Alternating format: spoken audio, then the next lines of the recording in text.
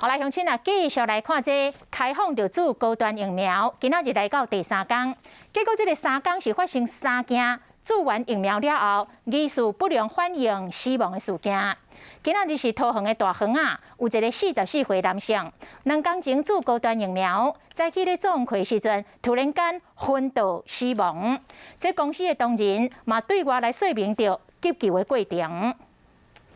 练习性的工作之后，回到我们控制室做休息。那休息的应该说过不久啊，他就倒地，开始失去意识这样。那我们在旁边陪伴的同仁有发现之后，立即通报我们场内的医护室，那也通知了就打119去通知那个消防车到场协助这样。那我们刚好在周围有几位同仁也一起到现场提供立即的 CPR。这个男子伫工厂上班，早起9点外，做工课做到一半，突然间昏倒，无呼吸心跳，送病院急救也是救无倒来，伫咧中昼来死亡。